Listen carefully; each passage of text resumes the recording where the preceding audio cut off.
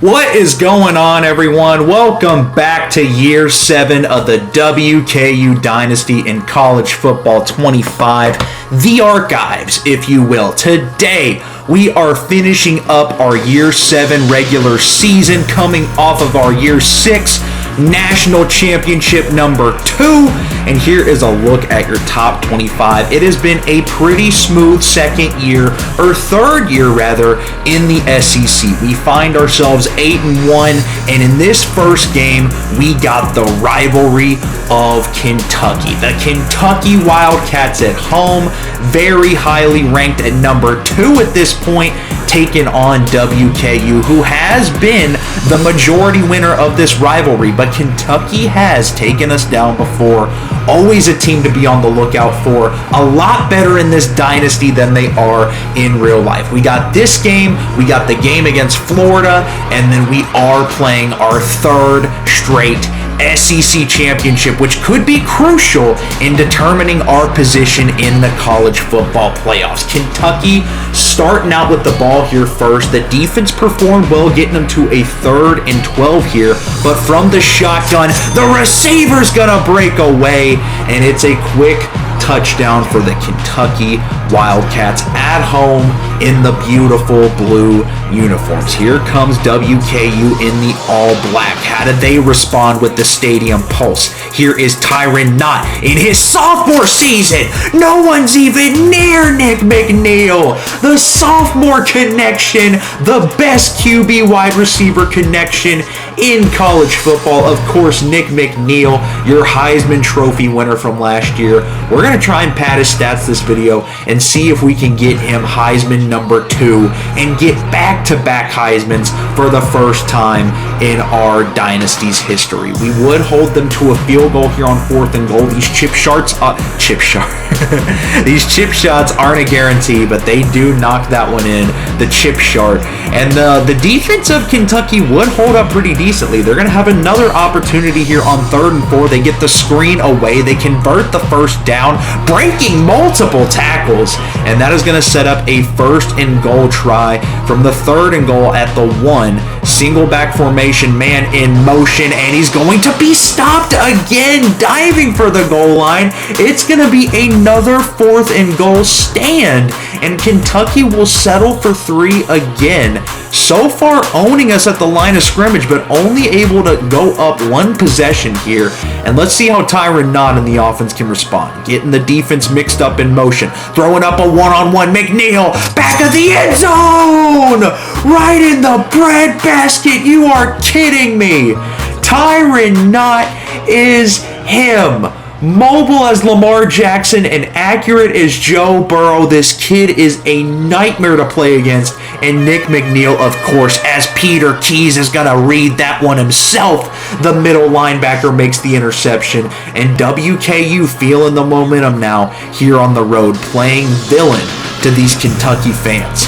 Here comes Isaiah Council in motion, trying to get these other receivers involved. Nick McNeil can't be the only productive one, and Isaiah Council with a great burst of speed there.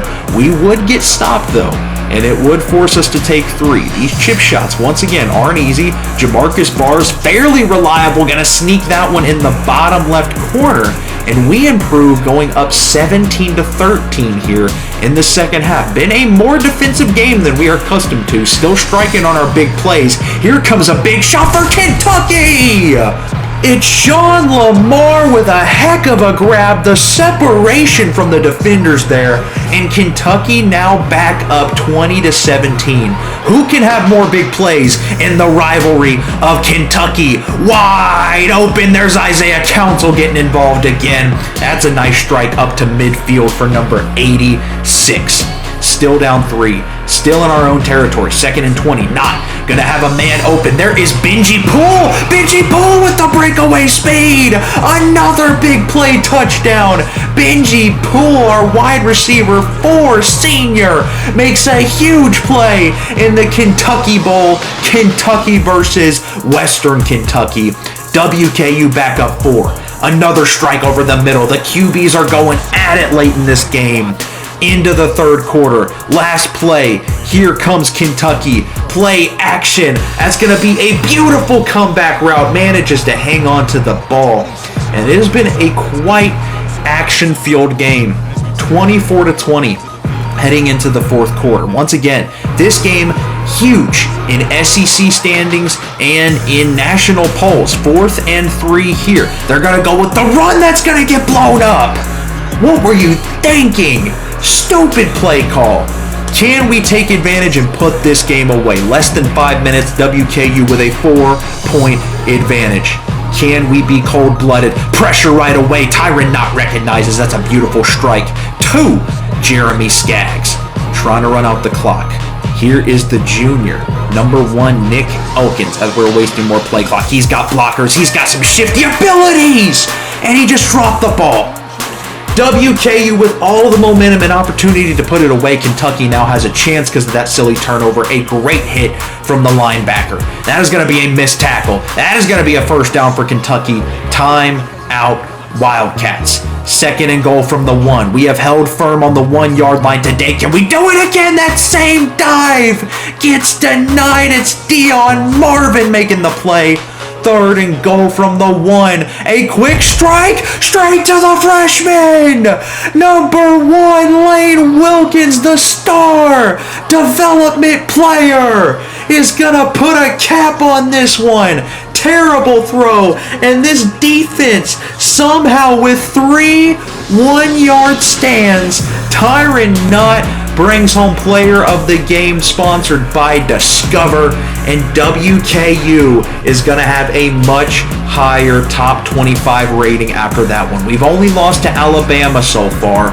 We would lose another game to Texas A&M to finish the year, but we had clinched an SEC championship after winning this one, so we did sit our starters. I'll be honest with you, I didn't play it. It was against Texas A&M. They didn't even have a bowl game, and they managed to win, so good for them. But seeing as SEC championship, it's a neutral site. I didn't really care that if we lost and Texas won, that they would be the home field. It doesn't matter. It's neutral site. So we get taken care of business here, beaten up on Kentucky. We now go to the Swamp against Florida, a 6-4 team with a 3-4 conference record. But we know the drill with Florida. They might not have the best regular seasons in our dynasty, but they're always a tough out. Always put up a good game, and anytime you go to the Swamp, you gotta come strapped, ready to play. The Chomps are out for the fans, and here we go. 3rd and 3 for the Gators. Shotgun snap incoming in Western Territory. The out is successful, and the out gets them close to the red zone. It would lead to a 2nd and goal from the 1. Shotgun snap. It's gonna be a scramble from the quarterback who splits the defense, finds his way in. David Free on the tackle, not that it matters. And you know the aggressive nature of head coach Stevie Boss. 4th and 10 at midfield. He's not punting that. He's throwing it to star tight end Jeremy Skaggs, who hauls in that one, keeping the drive alive, which would lead to a Nick Elkins touchdown, finding his way, shrugging off the defender. There's number 1.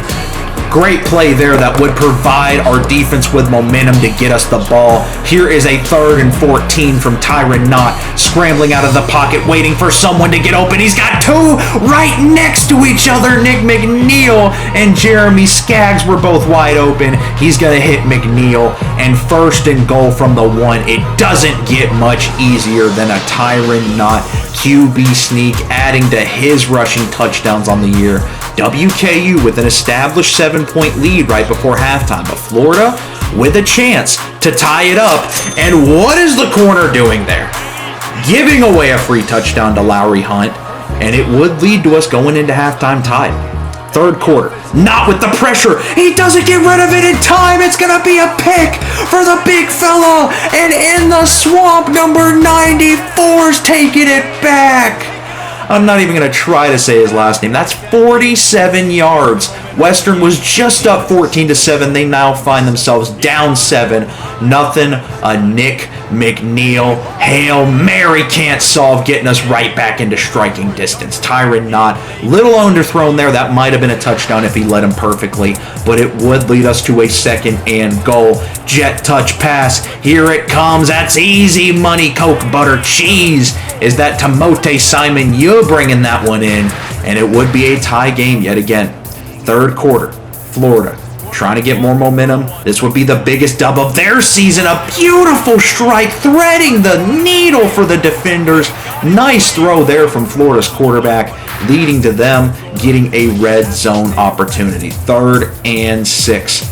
Play clock is running. Here comes the pressure all day. He's going to scramble out and get sacked.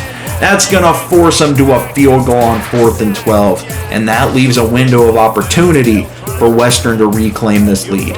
We got one more quarter to go after this one. The kick is up, and the kick is good. Beautiful split in the uprights right there. How does Tyron Knott and Nick McNeil respond? 1st and 10. They're pressing. Why would they do that? I don't know. The game has not learned. That one's a green bean. Nick McNeil, he's too fast. You can't catch him. The Flash, number 10, Nick McNeil adds to his Heisman resume. He's not even celebrating. He's too good for celebrations. And Western up 28-24. We haven't even cracked the 4th quarter yet. That was a very quick response from WKU. Here comes the running game of Florida. Somehow, following all these blocks, it's going to be a 3rd touchdown at the bottom of the 3rd quarter. Florida, what is happening? Oh my goodness, breakaway, untouched. Start of the 4th quarter in Florida territory. Not having to have a legacy day to win this one. There is Simon Yu on a nice gainer, 350 yards on the day for Tyron Knott. 1st and goal. Single back formation. It's our 3rd stringer. There's Ben Lance getting his 1st career touchdown. The sophomore. Expect to see him in future games. 1st and 10. Florida back within striking distance in the red zone from the shotgun play action. Has plenty of time. No one's even close to him. Dot to the corner. Tiptoe reception. A Mecca guy. What a play. 35-38. Haymakers being thrown. But you're not gonna knock out Mike Tyson. Unfortunately, as good a game as you're gonna play, Florida, it's not good enough to take down the WKU Hilltoppers, the number 3 team in the nation right now. That one's thrown straight to James Finnish. James Finnish trying to take it back. It's not going to happen. It doesn't matter. WKU beats Florida in the swamp. We would go on to lose to Texas A&M, but of course, it is time for SEC Championship number 3. We have beaten Georgia in this spot before. We have beaten Oklahoma our first year in the SEC. This time it's Texas.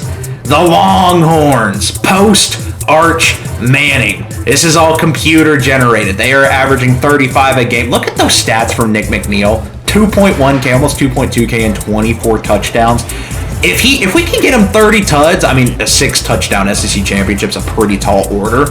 There's no way he's not winning the Heisman again, right? Not that that's what matters. We have a job to defend our SEC title. We are 2 for 2. Can it be 3 for 3?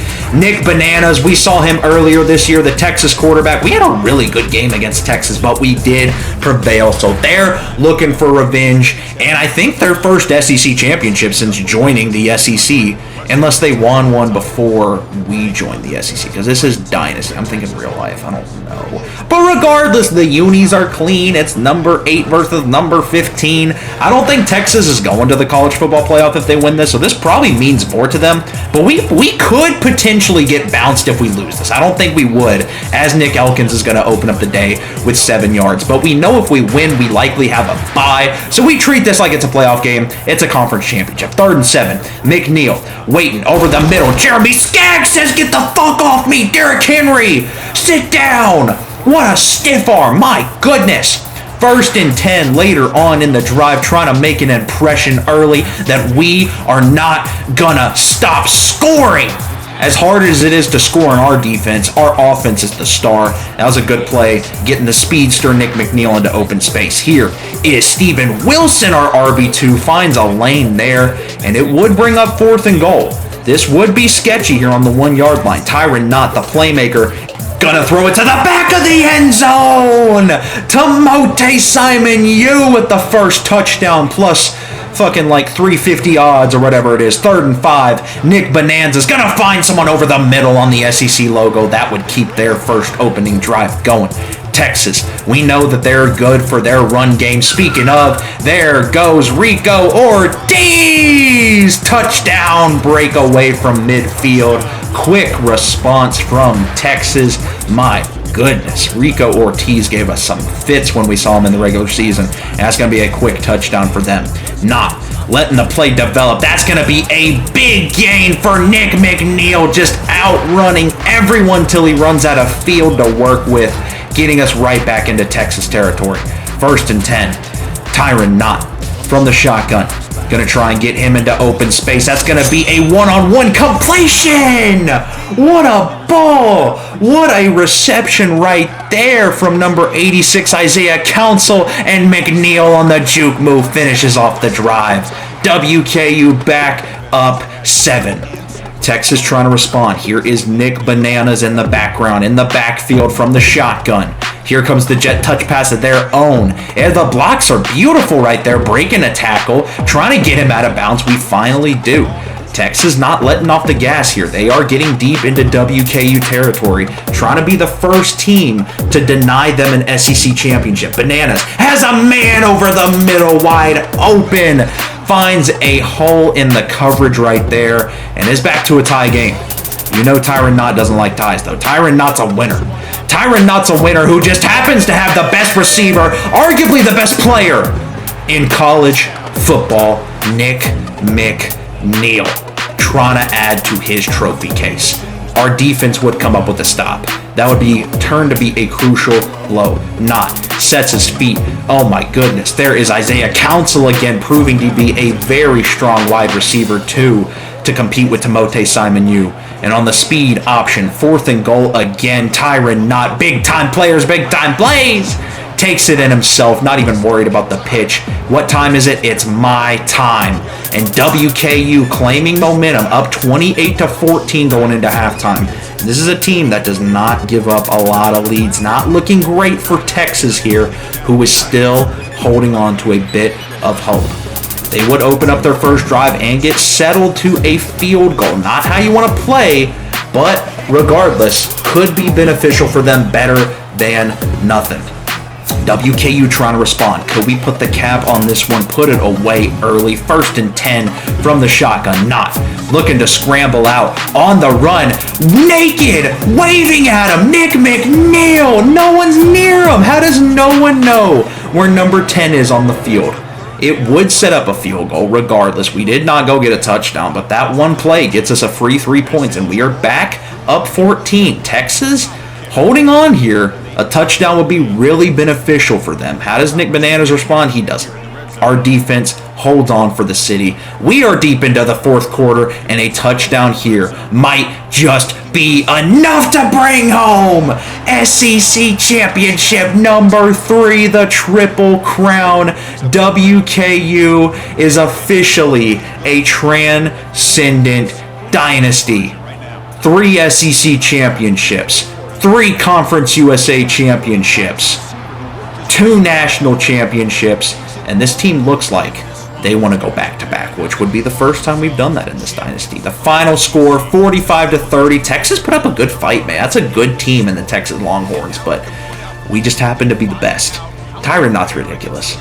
Let me know if you guys want to see a road to glory where I take him and put him in Madden, because this kid is absolutely insane. Bananas, not a bad game, no picks, 291. It's just the ridiculous nature of Tyron Knott. This kid is simply unstoppable, and he's an 80 overall sophomore.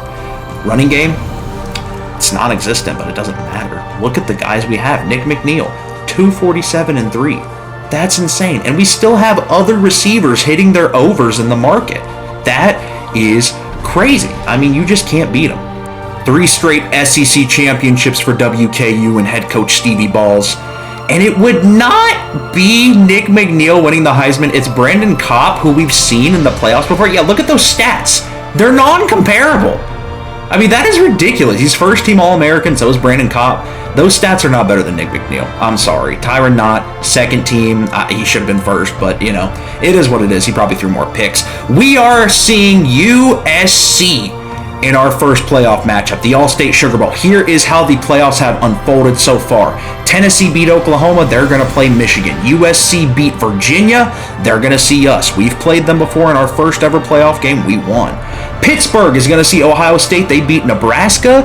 And Kentucky beat the shit out of Boise State. They're going to see Oklahoma State. So we are technically in line. We could either see Ohio State or Kentucky in the Natty, or the Heisman winner, Brandon Kopp, number 1 Pittsburgh. I guess that's probably why he won the Heisman, was just because they're the best team in the nation. This is shaping up to be a really cool bracket. We got the Year 7 playoffs next. Thank you guys for watching. Thank you guys for staying in tune with the WKU Dynasty. Next video is going to be North Texas. Appreciate y'all. Love y'all. Have a good day.